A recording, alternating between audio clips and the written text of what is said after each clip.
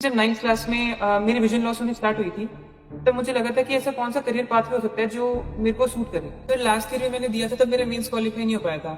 तो इस बार मुझे लग रहा था कि पता नहीं, इंटरव्यू कॉल तो आ गई, पर रिजल्ट में नाम आ पाएगा नहीं आ पाएगा, क्या मैं लकी हूँ कि 1000 में आ पाऊँ। सर मेरा तो कहना ये था, अगर मन्नू ने क्रैक कर लिया तो मैं सोचूंगी मैंने भी यूपीएससी क्रैक कर ली। सर 9th क्लास में मेरी रेटिना जो होता है, उसके सेल्स जो होते हैं, रॉड एंड कोन सेल्स, वो विद टाइम डीजनरेट कर रहे थे। ये जेनेटिक डिजीज है सर, तो उसका कोई सोल्यूशन भी नहीं, क्योंकि रेटिना में होता है, वो रेटिना को कोई सर्जरी पॉसिबल नहीं। अगर वो स्टार्टिंग से ही मुझे मोटिवेट नहीं करती, या फिर मेरे एज अ पिलर स्टार्ट साथ में नहीं खड़ी होती, तो शायद मैं यूपीएससी दे पाने का सपना भी नहीं सोचता कभी। Hello, good afternoon sir. Good afternoon, नमस्कार। कैसे हो आप सब लोग?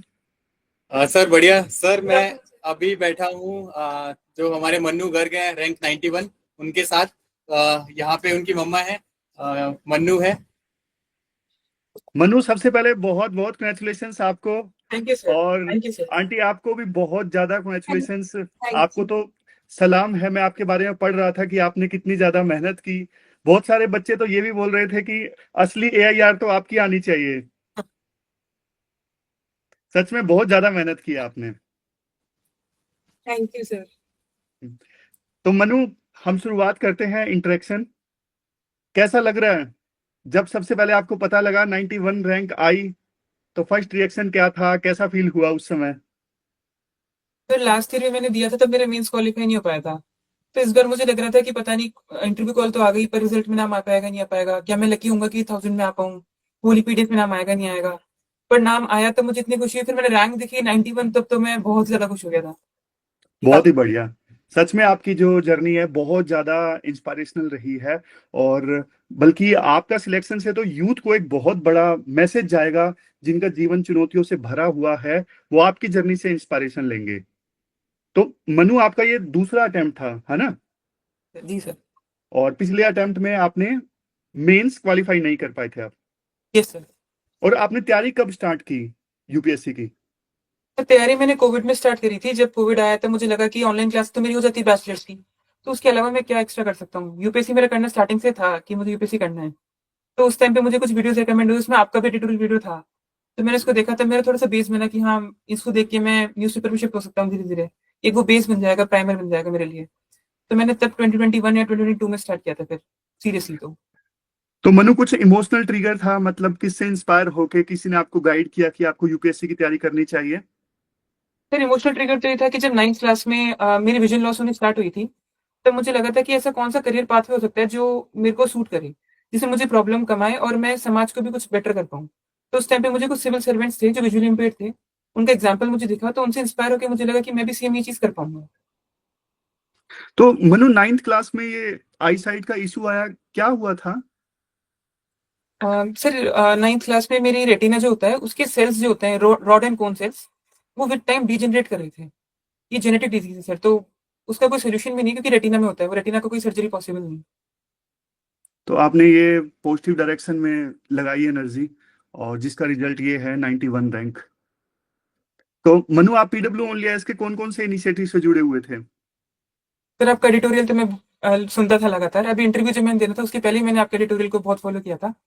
सर सेकेंडली मैं सृजन प्रीलिम्स में भी था और मेंस में भी था। और सर मैंने उड़ान बुकलेट्स को सिलेक्टिवली फॉलो किया था अपने मेंस की प्रिपरेशन के लिए। सही है। और मनु, जैसे आपने टेक्नोलॉजी का कैसे यूज किया? जैसे मैं पढ़ रहा था, आपने टेक्नोलॉजी का बहुत ज्यादा यूज किया एग्जाम की प्रिपरेशन में। जैसे वो ऐसे सॉफ्टवेयर्स होते हैं, टेक्स्ट फॉर्म को ऑडियो फॉर्म में कन्वर्ट कर देते हैं। तो किस प्रकार से आपने टेक्नोलॉजी का इस्तेमाल किया, थोड़ा डिटेल से अगर आप बता सकें तो। तो सर जब मेरी प्रॉब्लम स्टार्ट हुई थी, तब मुझे टेक्नोलॉजी के बारे में बिल्कुल भी नहीं पता था। तो उस टाइम पे मेरी मम्मी मुझे सब कुछ रीड करके बताया करती थी। तो जब यूपीएससी की जर्नी में मैं आया, तो न्यूज़पेपर्स मम्मी रीड करती थी, पर वो बहुत हेक्टिक हो जाता था उनके लिए। तो मुझे लगा कि कुछ ऑल्टरनेटिव हो सकता है क्या, जैसे टेक्नोलॉजी, ताकि मैं खुद से पढ़ पाऊँ और मैं ज्यादा टाइम के लिए पढ़ पाऊँ, क्योंकि ह्यूमन की एक लिमिटेशन रहती है। तो उस टाइम पे मैंने डिस्कवर किया कि jaws, screen readers, talk back, accessibility features, ऐसे बहुत सारी चीजें होती है फोन में अवेलेबल, जिनके यूज करने से मैं उसी टेक्स्ट को ऑडियो फॉर्मेट में सुन सकता था। तो इससे मैं किसी भी और जनरल कैंडिडेट से कम नहीं था। और मैं जो वो पढ़ रहे थे, जैसे लक्ष्मीकांत पढ़ रहे हैं वो, तो मैं उसी का पीडीएफ फॉर्मेट पढ़ सकता था। सर साथ ही जो यूट्यूब के वीडियोस थे, उन्होंने मुझे काफी हेल्प करा। तो मैं अपने आप को मैंने इतना कस्टम कर लिया था कि मैं 2x पे वीडियो को सुन पाऊँ, उसको समझ पाऊँ। तो मैं most of the videos 2x पे स्पीड पे रख के सुनता था यूट्यूब पे, प्लेबैक स्पीड पे। तो मनु, आपने टेक्नोलॉजी का सही यूज किया और बाकी लोग भी इसी प्रकार से टेक्नोलॉजी का इस्तेमाल कर सकते हैं। मतलब देखो, इससे ये पता लगता है कि कई बार लाइफ में जो चैलेंजेस आते हैं तो उनको क्रिएटिवली हम कैसे हैंडल कर सकते हैं। हमेशा या तो देखो, हमारे पास दो रास्ते हैं कि हम वैसे ही हार मान के बैठ जाएं या फिर जो चुनौतियां आ रही हैं उनको एक्सेप्ट कर लें, हमसे नहीं हो पाएगा। लेकिन आपने रिसोर्स के जो क्रंच थे उसको मतलब लिमिटेशन नहीं बनने दिया, ये बहुत ज्यादा काबिले तारीफ है। और इसके अलावा मनु, आपने जैसे तैयारी की तो अभी जैसे 30 दिन बाकी हैं, तो रिवीजन वगैरह बच्चे अभी करेंगे, रिसोर्सेज को कंसोलिडेट करेंगे, तो आप उनको क्या सजेस्ट करना चाहेंगे? फिर अभी टाइम बहुत कम बचा है, तो मैं ये नहीं बोलूंगा कि कोई नए रिसोर्स को उठाना चाहिए उनको। रादर मैं ये बोलूंगा कि जो पुराने रिसोर्स जो उन्होंने नोट्स प्रिपेयर करे हैं या कुछ भी उनका मटेरियल है, उसी को मल्टीपल टाइम रिवाइज करें।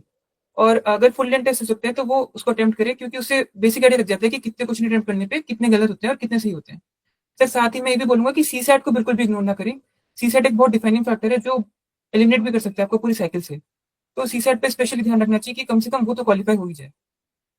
इसके अलावा मनु, आंटी आपके साथ में है जिनके बारे में मैं स्टोरी पढ़ रहा था, उन्होंने, अगर आप डिफाइन करना चाहो तो कैसे आपकी सक्सेस में रोल प्ले किया? सर मैं तो ये कहूंगा कि मम्मी का तो पूरा 100% रोल था। अगर वो स्टार्टिंग से ही मुझे मोटिवेट नहीं करती या फिर मेरे एज अ पिलर साथ में नहीं खड़ी होती, तो शायद मैं यूपीएससी दे पाने का सपना भी नहीं सोचता कभी।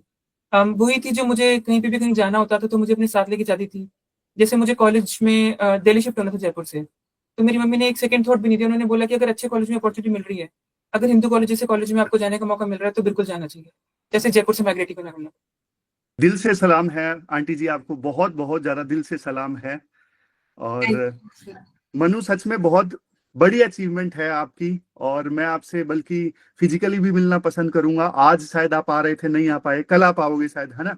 सर अभी हमने डिस्कशन किया है, ये चीज बताई है सर को कि वो मिलना चाहते हैं, तो उन्होंने कहा है कि हम थोड़ा सोच विचार करके फिर आपको कन्वे करते हैं, उस हिसाब से उनका कॉल आ जाएगा। सर ठीक है। आएंगे जरूर, लेकिन आपसे मिलेंगे।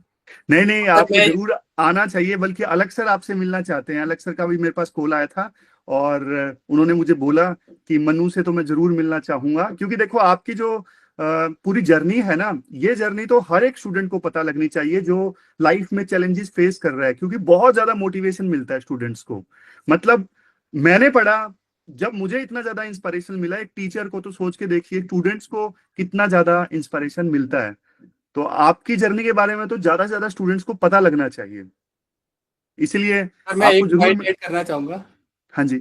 सर जो मन्नू की मदर हैं उनका कंट्रीब्यूशन बहुत ज्यादा है, मतलब मदर से भी होके उन्होंने हमें बताया कि जब मन्नू ने प्रिपरेशन स्टार्ट की थी तो उस टाइम पे जो न्यूज़पेपर होता था या एनसीईआरटीज होती थी, वो उनका गाइडेंस था कि किस तरीके से न्यूज़पेपर से कौन से आर्टिकल्स पढ़ने हैं, किस तरीके से पढ़ना है, कीवर्ड्स को कहाँ से देखना है। तो मैं ये चाहता हूँ कि मन्नू की मदर भी दिल्ली आए जब भी मन्नू वहां पहुंचते वो हैं। तो 100%, ये तो पॉसिबल ही नहीं है कि वो तो मनु कहीं आए और नहीं आप ना हो, ये तो पॉसिबल ही नहीं है। मतलब सर फैमिली इंटरव्यू मेंबर्स भी में आएंगे। नहीं नहीं, आपको तो आना ही है, लेकिन एक चीज, बल्कि जिस प्रकार से आपने मन्नू के साथ साथ तैयारी की, एनसीईआरटी पढ़ना, आर्टिकल्स पढ़ना, बल्कि अगर आपकी भी अगर एज अलाउ करती तो आप भी निकाल देते एग्जाम को। सर वही बात कर रहे थे हम पहले। सर मैंने ये बोला था, मेरे तो ये था मम्मी का कि एज साथ नहीं देती, वरना तो आधी प्रिपरेशन तो कर ही रखी है, थोड़ा सा ब्रशअप करके मम्मी निकाल सकती थी। सर मेरा तो कहना ये था, अगर मन्नू ने क्रैक कर लिया तो मैं सोचूंगी मैंने भी यूपीएससी क्रैक कर लिया। आज मेरे को यही लग रहा है कि मैंने भी यूपीएससी क्रैक कर लिया, और इसमें रोल मेरा ही नहीं है अकेली का, फैमिली मेंबर्स भी है। और आप लोग जैसे मिले, मोटिवेट करे, उससे हम लोग आगे बढ़ पाए। सर मैं थैंक यू बोलना चाहूंगी आप सबको। बस ये आपकी मेहनत है। टीचर्स तो एक छोटा सा डायरेक्शन दिखा सकते हैं, मेहनत तो आपकी है, मनु की मेहनत है रियल में। अब इसका क्रेडिट और कोई नहीं ले सकता, वो तो आप हम्बल हो, आप क्रेडिट दे रहे हो, सीधी सी बात है। ठीक है मनु, आप जरूर आइए कल, और आप भी आइए, कल मिलते हैं। मैं तो फिर से यही बात बोलूंगा, बहुत ज्यादा इंस्पिरेशनल जर्नी है और बहुत स्टूडेंट्स को फायदा होगा जब वो आप उनको गाइड करोगे कैसे आपने चुनौतियों का सामना करते हुए इस एग्जाम को क्रैक किया।